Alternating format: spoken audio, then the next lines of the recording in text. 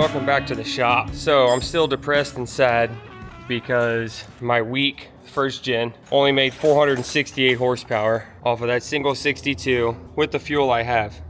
So got my buddy Trav over here. Say hi, Trav. Hi, Trav.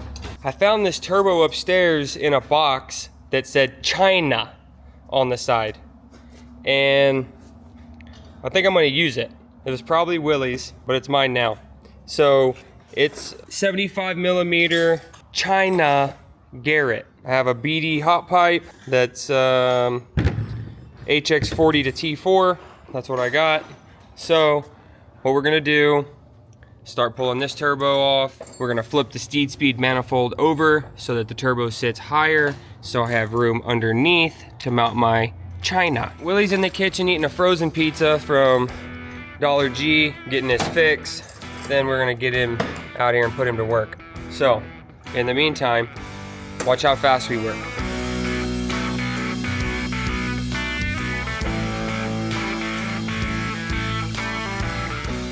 What happened, dude? I don't know. I was looking through all my stuff and I'm missing a bunch of parts. I had a pretty shiny turbo. I mislabeled the box. I put a really expensive turbo in a box that said China on it, thinking that no one would mess with it because it was junk. And then when I just went to look, because I look every time that I walk past it, Yeah. I checked and it wasn't there. And so I was just wondering, like, if you had seen it maybe. No. This box, I got a box, but it said America. Well, I guess that solves that. So what do you got going on here? Well, Cool story. We'll see you next time.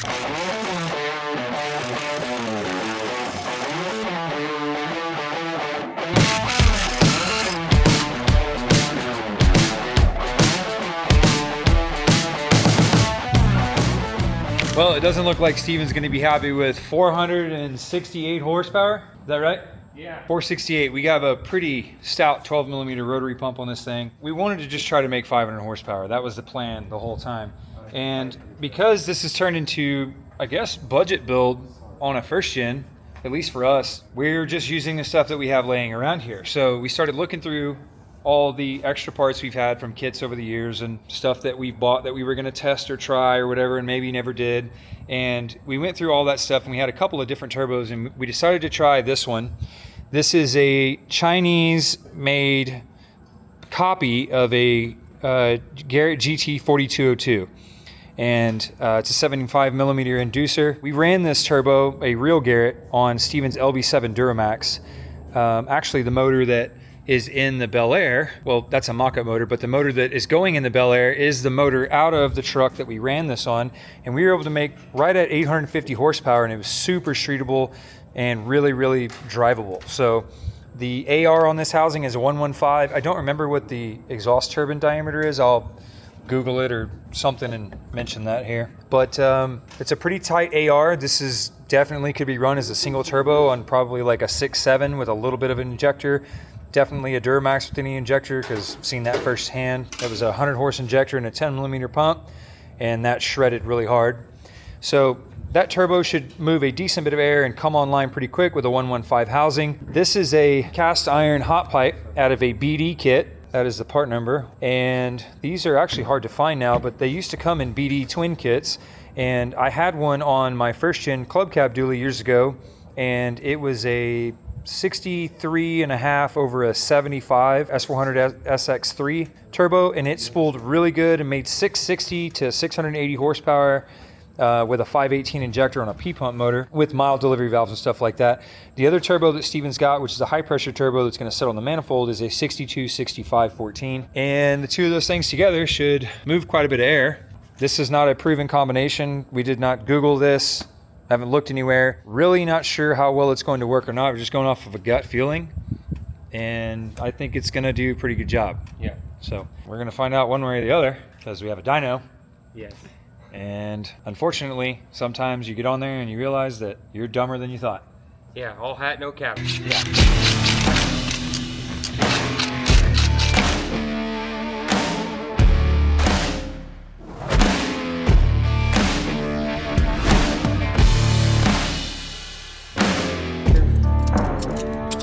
We're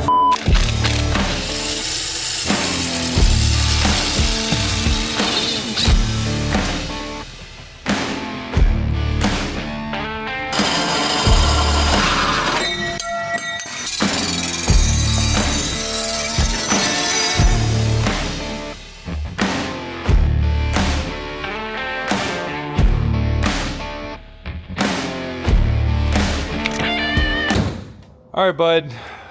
About good for tonight? Yeah, it's another night walking home. Golly, it's a lot of walking. Not really sure why you do all the walking. You have 10, 15 trucks like I do. It's really kind of silly. You should drive something home. It's more dramatic for the people. Oh, Tell okay. them all those things. I thought you actually I've been walking to match you. You're walking. Yeah, I've been walking too, dude. Wow, dude. I'm a big walker. They call me Walker Texas Ranger. Me and Chuck Norris, bro. We calling her a night, dude, or what? Yeah, I think so. We were fiddling with pipe fitment over here, just looking at stuff and what we got, and basically that all looks like. Wow, why would you say that? Well, because we think it can't looks quite good. make it fit like we want. Dude, I think that's gonna work perfect. I will follow you. I'll follow you wherever you go. Dude, when you look down that hole, you see that billet and that chrome? Dude, I got chrome. that down old there. turbo's billet. Yeah. We'll see y'all manana.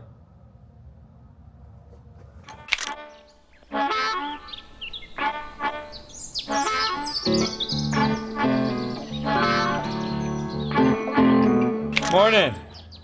Top of the morning to ye. So we are back at it. This is the third day, right? We don't know what day. No. Doesn't matter. We started yesterday. They don't think evening. it's day 3. This is like 5 hours in. Okay, so let's go over what we have, because if you are a first gen or a Cummins guy, or you've never built a compound turbo setup, this may be interesting to you, or you may want to know what materials we have here, and I want to just go over it really quickly. What we use on budget builds, because we've done way more budget build stuff on our personal stuff than we have spent good money in block quality parts. A lot of the time for us, it's really easy to go, hey, I'll use this leftover turbo that's Chinesium, or I'll use this hand-me-down charger, or I'll use this old exhaust pipe, because it doesn't cost anything. Yes. And there's nothing more rewarding than having cheaper parts and outrunning somebody who has nice parts. Exactly. Most of the time, it doesn't happen that way, but it has happened that way enough times to know the super worth it. sweet reward of taking some junk and making some power. So we have kind of some nicer junk, okay? No, not throwing any shade at Steven at all. I think he agrees. We can buy turbos that are 10,000 a piece, or we can buy ones that are 400 bucks. The fact that both of these are new means it is definitely nicer junk. Yeah, it is. This is really high-end junk. So this is a turbo from Smedding. Smedding gets, well, there's a lot of opinions about Smedding, but I'm just gonna say this. They're local to us, and Yes. they hook us up with parts if we need them. They've hooked Matt up with stuff. This is not our first choice of a turbo that we're gonna put on our drag truck or our $100,000 investment. This is what we use when we have a couple 100,000 mile 12 valve, or we're just trying to make something make some power.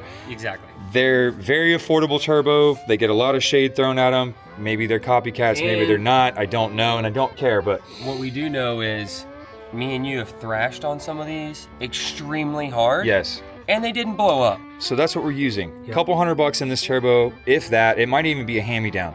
The other turbo that's down here, we bought in a group of turbos from a buddy of ours who had an engine dyno, and he was testing high horsepower Cummins stuff around 2,000 horsepower, and he goes, hey, y'all should buy some of these Chinese turbos, because I've been laying down some pretty sick numbers, Yeah. and they're really cheap, and They do really well. They do really well. For what the money. So we said, okay. So we bought like, I don't know, $1,000 worth of turbos, and we ended up with like 10 turbos. A pallet of turbos. Yeah. So this is a GT4202 copy. There's a ton of these that are moving around. You can buy stuff from 20 different companies that are all probably the same manufacturer. 75, 62. This is what's called a UJ bend. You can buy them in multiple different diameters. We buy Summit. these from ATEC or Summit, and it comes with a U and a J. And Like so, this. yeah, just like this. And so you get this 180 degree bend, and you get this 45, which means you can cut the 45 into 315s. We'll turn or this into our intercooler pipe. we got a vibrant bead roller, so when we get to the end of this and we have all the piping size, we'll go to the ends of it and put bead rolls in it so that it doesn't slip out of the boots. Probably gonna tack something off of this side, because you don't want this pipe blowing out of the front of the turbo, and we don't want it rattling. So we've done this enough times to Yeah, I was know gonna that say. you use the alternator bracket hole, and you can build the bracket off and hold it just right. Keeps it nice and solid. Helps tie your compounds together. Typically in these kits, we don't put a support brace This is a smaller compound setup. This is the max I would want to go without putting a support brace on it. Yeah, and the fact that we have a steed speed and a cast iron hot pipe, I can assure you that's not fixing to fall off. Yeah, you know? we're good. If he was gonna go Baja this thing, we would yeah. put a support brace on it, and if it vibrates or has a harmonic to it, we'll put a brace on it. But for now, that's what we got. Also, this hose here is called straight hose. You can buy this at Napa. It is the poor man's intercooler boot, and all of us have at this shop, Travis included, this dude included, still running them. Our buddies. That's a known hack to us is to use that stuff. And they actually, you tighten them up, you go drive it, they get kind of sticky, and you tighten them up again, and they last. They work really well. So anything that's 500, 600, 700 horsepower, we're not afraid to use those boots. So anyway, just quick rig rundown on what we're doing. As far as that goes, so we're going to finish up the fab work and try to get this thing at least where it'll fire up today. I don't know if we'll get it back on the dyno because I'm not sure that we're going to be able to get the downpipe done. We're not worried about the intake tube at this point. Again, we're out here on the dyno and it's a controlled environment, so as long as we're not blowing dust up on here, I'm not real worried about that thing eating anything while making pulls on the dyno. But there is one issue with this, and that's your second turbo oil drain. You either do 2 into 1, which never drains and blows the seals out and pukes oil out and never works. You pull the oil pan off, which is like a several hour job, maybe an all day and night job. Or you do what we're gonna do, and you get you a real sharp punch and you whip it through the side of the oil pan. It punctures the metal, and then you take a tapered punch and it just kind of rolls the metal on the inside of the pan so you can weld the bung to it, and you're not drilling a hole with metal shavings going in it or having to pull the pan off. So we can kind of show you that. It looks pretty hardcore when you do it, but you literally take a sharp punch and whip a hole in the oil pan. Like that's not joking. But when you weld the bung on there, no one would ever know. No. And it looks beautiful, and we pulled the pan off on motors years down the road. It's not a big deal at all. We're gonna whip some holes in it, and we're gonna get the rest of this stuff going, and hopefully this is a video that helps somebody out there who wants to put a budget turbo kit together, because it's really all the same. Yep. You're just moving stuff around until it lines up, and that's why we use common parts. And when the stuff lines up, we call it good enough, and we go have a good time. Yeah. All right, let's get after it.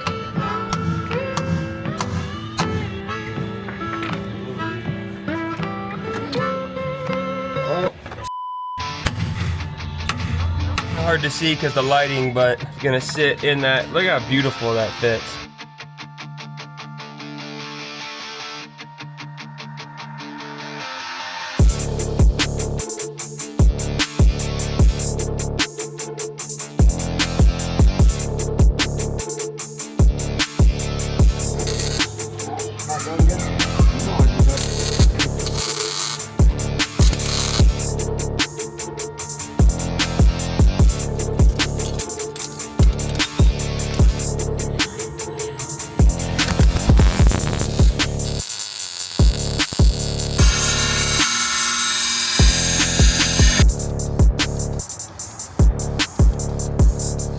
Alright, so you can see what the pipes look like painted, sitting in there all nice and pretty, fresh off the powder coat. I'm working on an oil line to feed the S300, and Willie, our clamp showed up for the exhaust. There's the clamp. Willie has the flange. We're having to cut that basically as tight as he can right there, for the flange to weld on. Bam. That'll clear the firewall, which I'm fixing to show you. It's really tight to that, not really tight, it's fairly tight to that turbo. And so he's cutting that 4-inch down as tight as we can. It'll fit right in there. So anyway, once we have that ring tacked on there, we'll set it up here so you can see how it fits.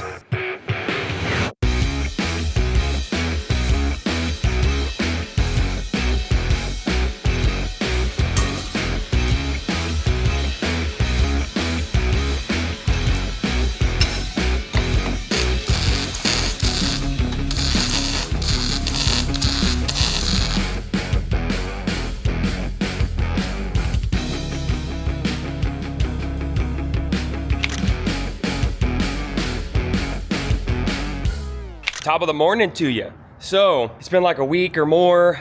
My exhaust is not done, but my downpipe is on. Got a couple clamps I still need to put on, but I got coolant, oil, and everything else, enough to start the thing, see what it sounds like, see if I got any leaks, and at least get it moved out of here until I can finish the exhaust. So, let's see what we got.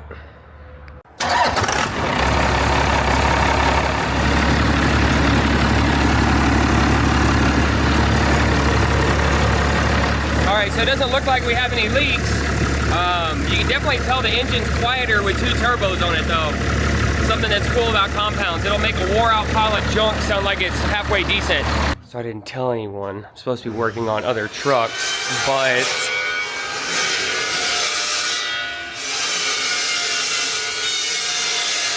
so I didn't tell anyone that I'm out here. Son of a I didn't tell anyone I was out here because I'm supposed to be inside working on trucks, but I want to finish my exhaust and dyno my turbos. I've been under here.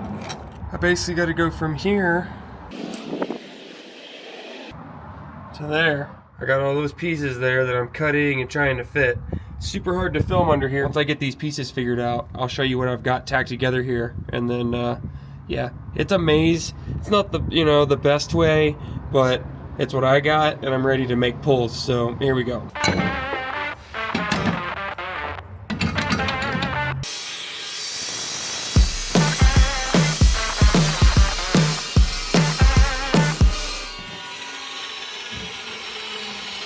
All right, so most people left to go home for the day, so now I'm gonna go back in the shop and work.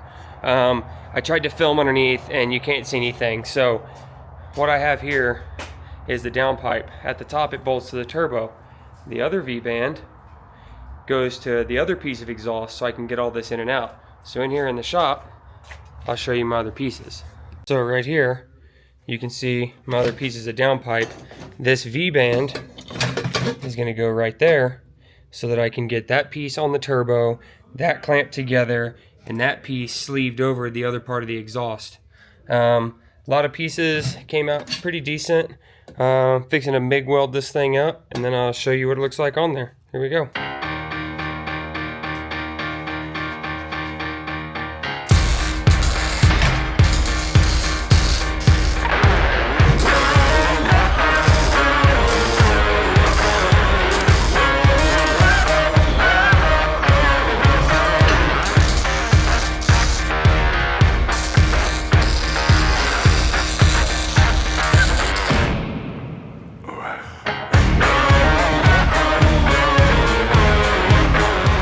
Alright, so I got my 2-piece downpipe torn apart here. There's my flange, there's my 1-piece, there's my 2-piece. This one here, we're fixing to stuff up under yonder. Trav Dog here is gonna help me get it bolted on. I'll show you that in a second. Working on your belly under here is difficult, so sorry you don't get to see much.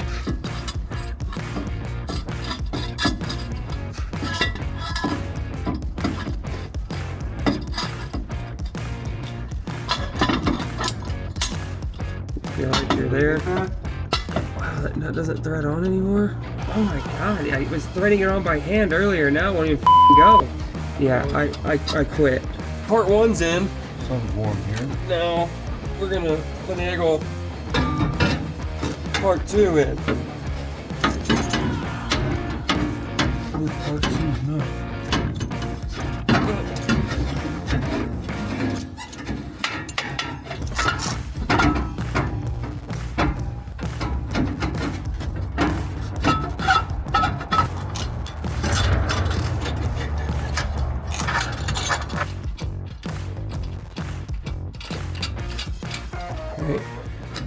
All right, there you have it. That's like a bug in a rug, in a glove, and a mug, all the way down there. Well, Willie, thank you for all your help, buddy. Anytime, Bubba.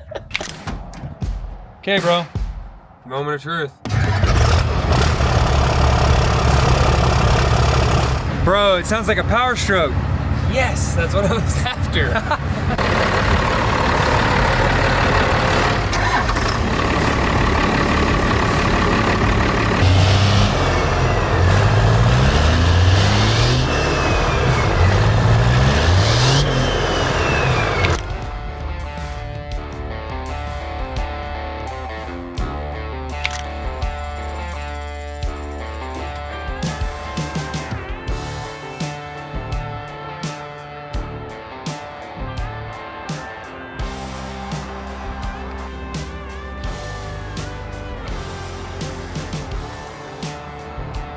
Morning, how's your mama and them? Good, good, good. I got up here bright and early. As you can see, the sun's rising. And, well, look at what I did. I found this piece of pipe, which is a downpipe off of a 0304 Cummins common rail, 5-inch. It's had the flange cut off for the turbo. That thing basically has the exact bend to clear the oil filter. Put me a little bracket right here to support it. Cut it here, rotate this down, and then I can put an air cleaner on it. So, I'm gonna go cut this thing right here. I'm gonna cut a couple inches off right here. Cut this much off, and then cut it somewhere right there so I can rotate it.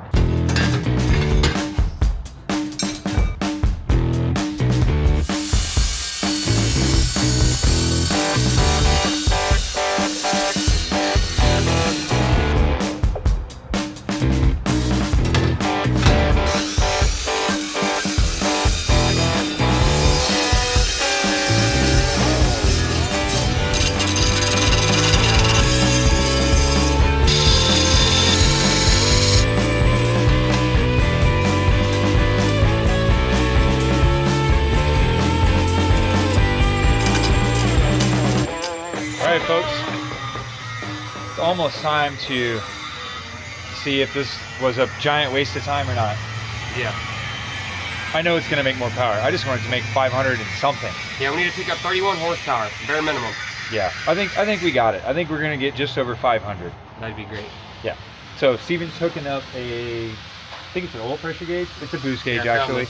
We're gonna try to find out what the balance is between the two turbos pressure-wise, so that we can either open up the wastegate on the high-pressure turbo or close the wastegate. And I feel like we're probably gonna open it by several rounds. Yeah, get it to open sooner. Right now, Yeah. it's around 38 to 40 pounds. We're gonna verify that, obviously, once we make a pull. We're trying to get the smoothest transition of power, where when this turbo is gonna spool first.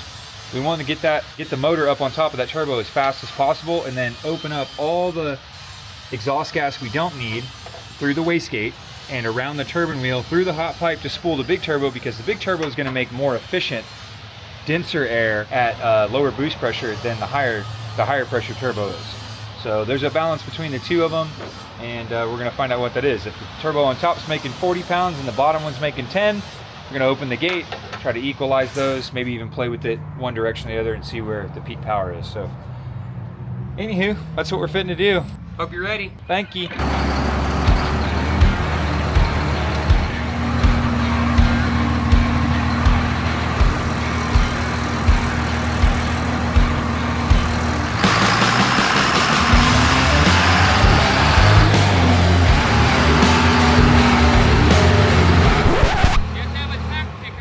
Got so excited we forgot to hook up the optical pickup, which tells you RPM, and well, it's part of the equation to figure out what kind of power you're making. So we're setting the magnetic base up on this thing, putting a little reflective tape on it, or actually it still has some on it, and then we're ready to make a pull. We're good now.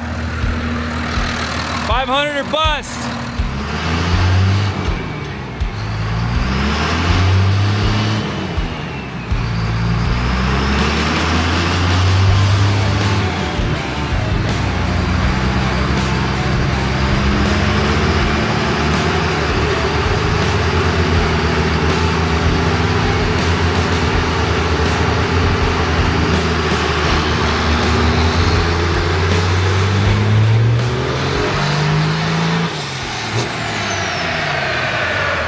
Anything.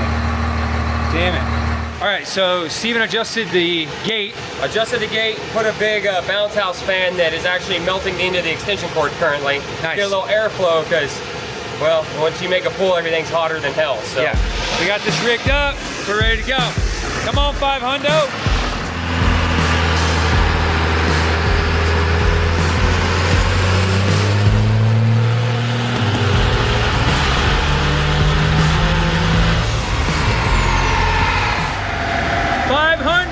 24,048. Bro! Winner! All right. That's what I'm talking about. So looking at just the graph here on that last run, smoothing's on 3, and we can increase the smoothing, but it's going to exaggerate the horsepower a little bit. we're getting some weird, odd stuff on the screen because it's hard to get the sampling just right. Like when you press go, it loads it, and then you got to sample, and then you got to like turn off really quickly so that you don't get weird stuff on the graph from like RPM changes and stuff. But anyway, we're getting consistently above 500. We got 514. We forgot to turn the camera on. We're looking at 524 now. So I think it's safe to say it's 500 and 1,000 foot-pounds all day long, every day of the week. Yes, sir. Yeah, for sure. And all we've done is add timing and air. It's the same fuel that it came here on at 370. I think I'm about ready for a street hit. See how this thing goes. Yes, sir. Yes, sir. I'm ready.